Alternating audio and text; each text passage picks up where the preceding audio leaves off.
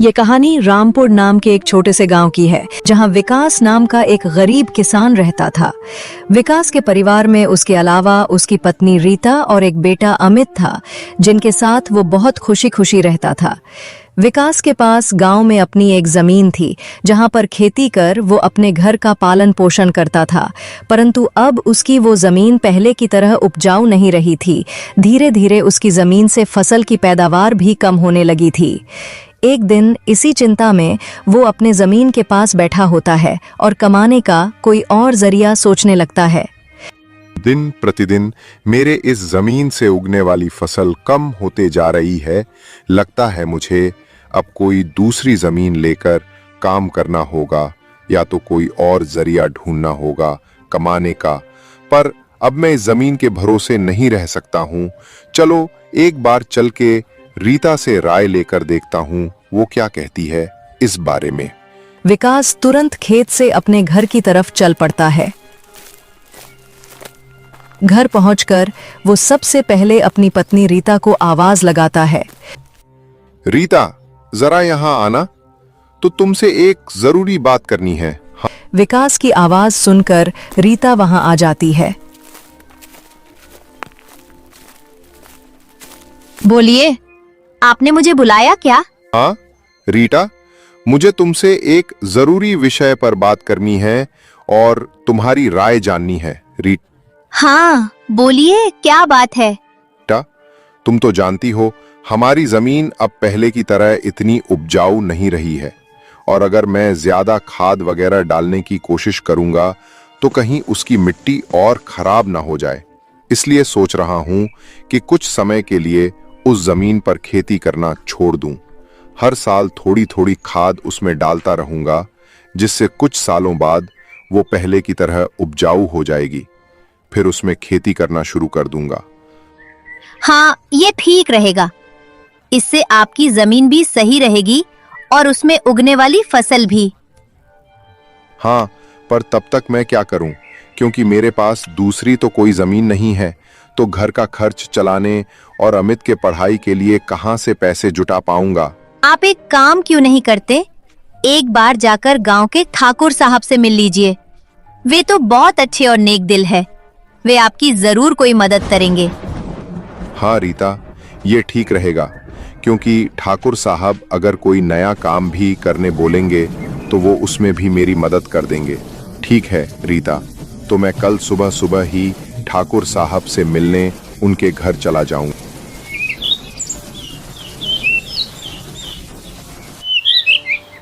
अगली सुबह विकास ठाकुर से मिलने उसके घर के लिए चल पड़ता है।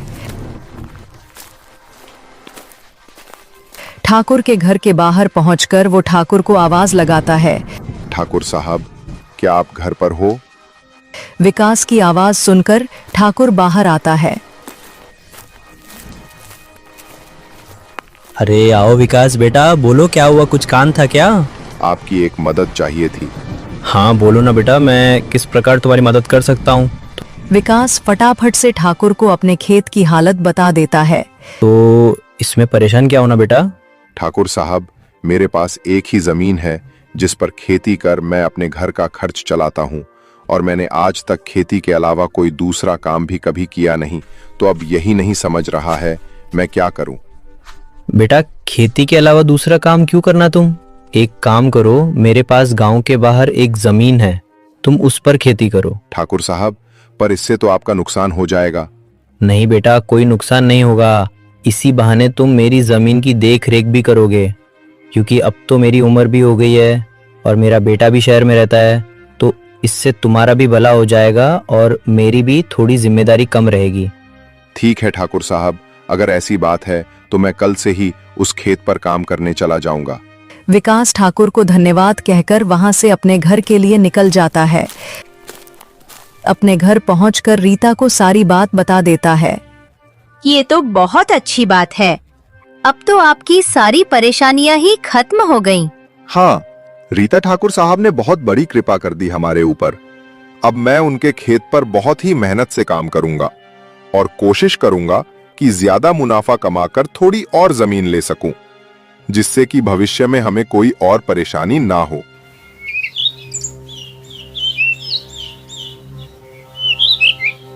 अगली सुबह विकास ठाकुर के खेत पर काम करने निकलने वाला होता है तो सोचता है, ठाकुर साहब के खेत गांव से बाहर हैं, आते आते शाम हो जाएगी। जाने से पहले रीता को बता देता हूँ, नहीं तो वह परेशान होगी। रीता, जरा यहाँ आना। विकास को बुलाता सुन रीता वहां आती है। क्या हुआ जी, आपने मुझे बुलाया? तो हाँ रीता, सुनो, ठाकुर साहब का खेत गांव के बाहर है, तो मुझे शाम को घर लौटने में थोड़ी देर भी हो सकती है।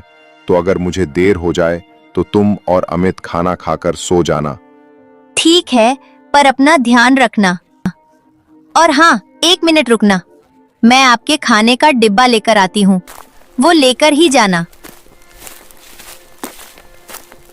फिर क्या था, विकास अपना खाने का डिब्बा लेकर गांव के बाहर वाली जमीन पर काम करने चल पड़ता है।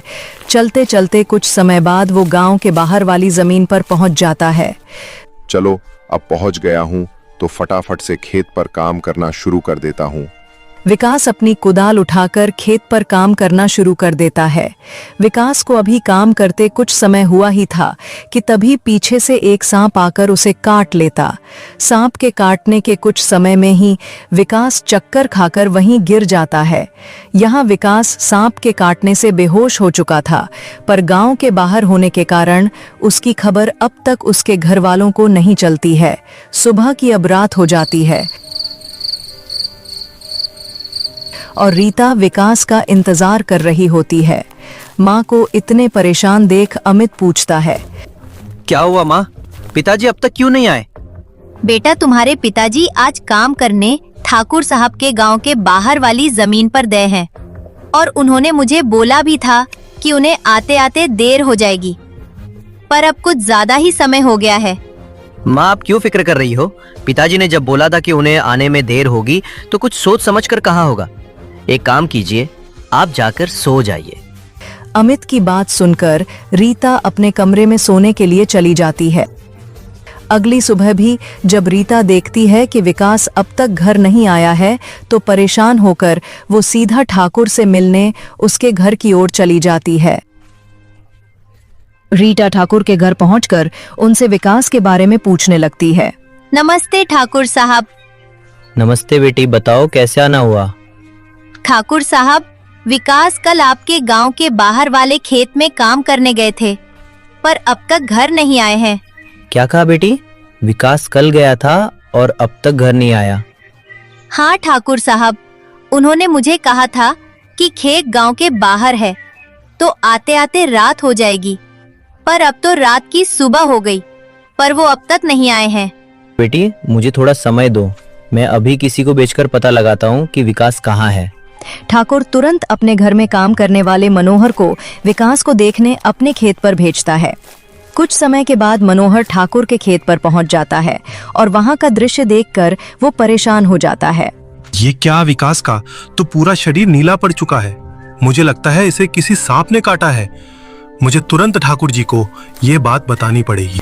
मनोहर वहां से भागते भागते ठाकुर के घर के लिए निकल जाता है।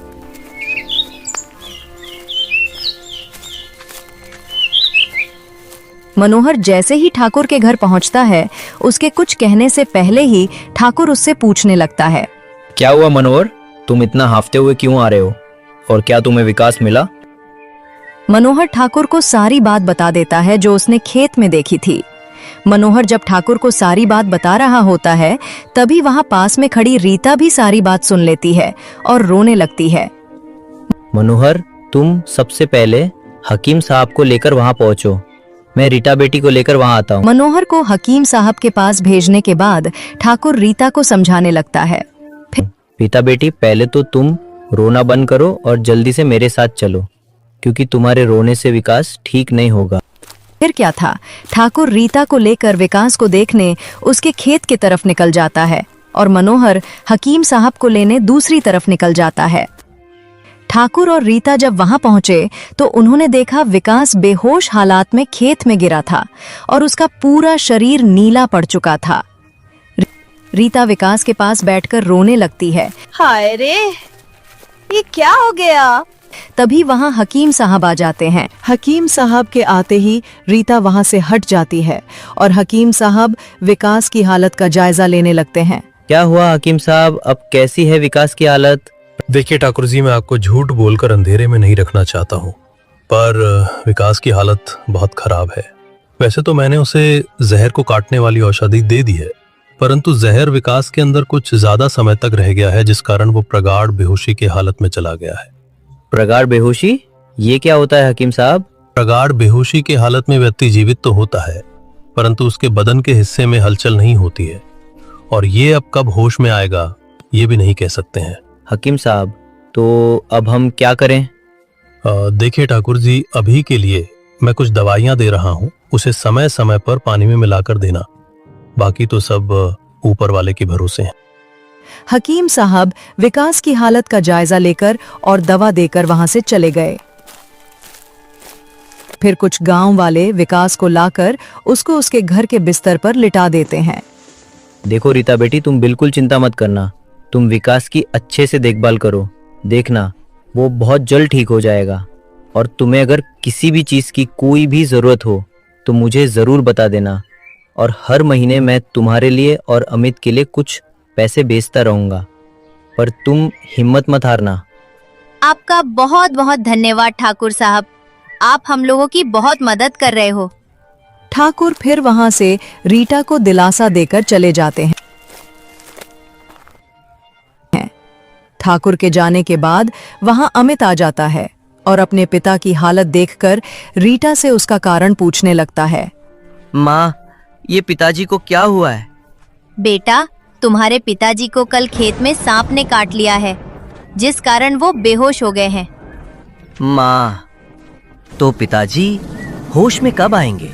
बेटा, हकीम साहब ने कुछ दवाइयाँ दी है और उन्हें समय समय पर पिलाने कहा है।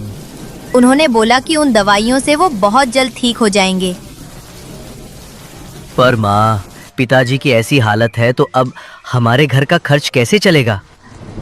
बेटा, तुम उसकी चिंता मत करो, मैं हूं ना, मैं सब संभाल लूंगी। नहीं माँ, आप क्या क्या करोगी? आप पिताजी का ध्यान रखोगी, आप घर संभालोगी, फिर घर का खर्च देखोगी। माँ, आप बस पिताजी का और घर का ध्यान रखो, मैं अब खेत पर काम करके घर का खर्च चलाऊंगा। अमित की ऐसी बातें सुन रीता भावुक हो जाती है। नहीं बेटा, तुमको काम करने की कोई जरूरत नहीं है, मैं सब संभाल लूंगी। तुम बस अपने पढ़ाई का ध्यान रखो। तुम्हारे पिताजी का सपना है कि तुम बहुत बड़े अफसर बनो, और मैं तुम्हें वो बना कर रहूंगी, भले उसके लिए मुझे कितनी भी मेहनत क्यों ना करनी पड़े। फिर रीता अमित को वहां से पढ़ने भेज देती है। मुझे अब कुछ करना ही होगा, क्योंकि मैं अब विकास का ठीक होने का इंतजार तो नहीं कर सकती हूँ। मुझे अब खुद जाकर खेती करनी होगी, और हो सके तो कोई और काम भी देखना होगा। अगली सुबह रीटा सीधा जमींदार से मिलने उसके घर पहुंच जाती है। नमस्ते ठाकुर साहब। नमस्ते बेटी, बताओ कैसे आना हुआ, और विकास की तबीयत अब कैसी है? ठाकुर साहब, विकास की तबीयत फिलहाल तो वैसी ही है, और मुझे आपकी एक मदद चाहिए थी। हाँ बोलो ना बेटी, मैं तुम्हारी किस प्रकार मदद कर सकता हूँ? ठाकुर साहब, मैं चाहती हूँ कि जो जमीन आपने विकास को दी थी काम करने के लिए, आप मुझे उस पर काम करने की इजाजत दे दीजिए, ताकि मैं उस पर काम करके अपने घर का खर्च और अमित की पढ़ाई करा सकूं। बेटी, पर तुम्हें वहाँ काम करने की कोई जरूरत नहीं है, मैं हूं ना। मैं तुम्हारे घर के लिए जो भी खर्च लगेगा हर महीने भेज दिया करूंगा। नहीं ठाकुर साहब, आपने अब तक हमारी बहुत मदद की है, अब आप बस मुझे आपके खेत में काम करने की इजाजत दे दीजिए। मैं अब खुद काम करके अपना घर चलाऊंगा, आत्मनिर्भर बनूंगी। जमींदार रीता को बहुत समझाने की कोशिश करता है, लेकिन रीता नहीं मानती है। तब जमींदार सोचता है, लगता है रीता मेरी बात नहीं मानेगी, लेकिन अगर वो इतनी दूर गांव से बाहर वाली जमीन पर काम करने जाएगी तो वो विकास का ध्यान नहीं रख पाएगी।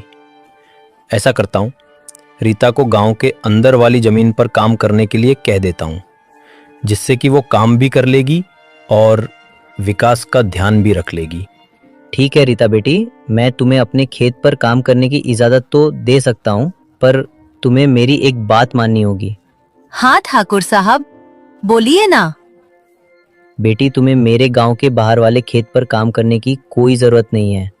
मेरे पास तुम्हारे घर के नजदीक भी एक खेत है, तुम वहां काम कर सकती हो, ताकि तुम अपने घर का और विकास का दोनों को ख्याल रख पाओगी। ठाकुर साहब, ये तो और भी अच्छा रहेगा। इससे तो मेरी बहुत मदद हो जाएगी। बेटी, पर एक छोटी सी समस्या है, वो खेत बाहर वाले खेत से थोड़ा छोटा है। हाँ, तो कोई बात नहीं है ठाकुर साहब, वो खेत मेरे घर से नजदीक है, वही बहुत बड़ी बात है। मैं खेत में काम करने के साथ साथ दूसरे के घर का काम भी करना शुरू कर दूंगी, ताकि उन पैसों से मैं अमित की पढ़ाई का खर्च निकाल सकूं। बेटी, पर तुम्हें इतना काम करने की क्या जरूरत है? ठाकुर साहब, मुझे काम करना ही होगा। विकास का सपना था कि अमित पढ़ लिखकर बड़ा आदमी बने। अगर मैं मेहनत नहीं करूंगी तो उसका सपना अधूरा रह जाएगा। अमित की पढ़ाई के लिए और घर चलाने के लिए मुझे हर हाल में ये जिम्मेदारी उठानी पड़ेगी। ठीक है बेटी, तुम्हारी मेहनत देखकर मुझे पूरा भरोसा है कि तुम जरूर सफल होगी। मैं तुम्हारी हर संभव मदद करूंगा। तुम कड़ी मेहनत करो, भगवान भी तुम्हारे साथ है।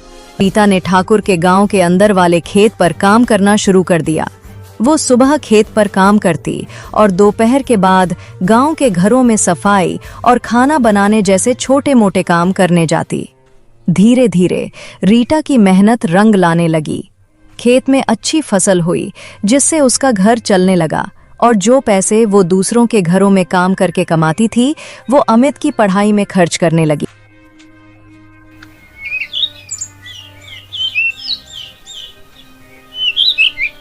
बेटा, मैं चाहती हूँ कि तुम मन लगाकर पढ़ाई करो।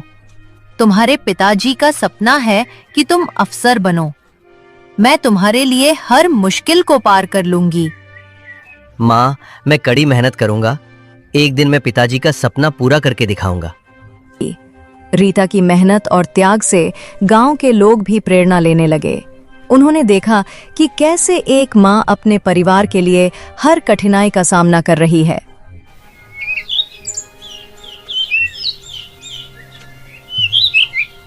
इसी बीच विकास की हालत धीरे धीरे सुधरने लगी।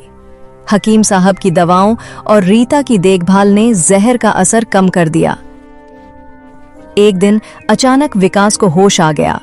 विकास धीरे धीरे अपनी आंखें खोलता है और देखता है कि रीता उसके पास बैठी है।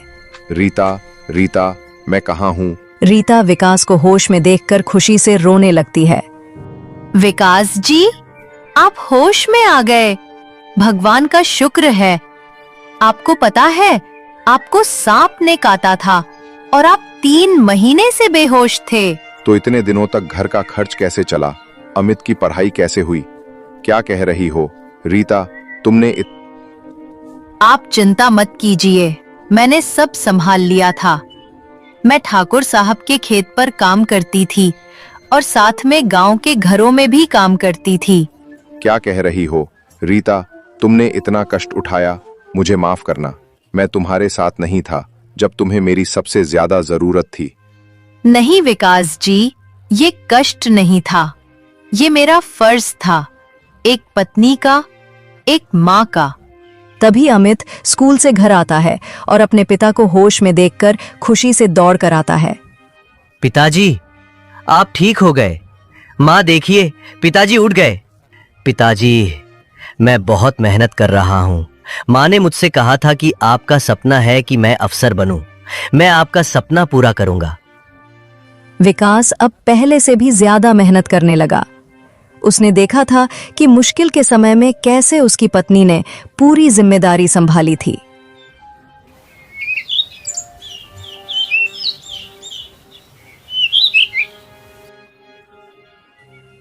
कुछ समय बाद विकास और रीता मिलकर 2 खेतों पर काम करने लगे। उनकी मेहनत का फल मिला और उनकी आर्थिक स्थिति बेहतर हो गई।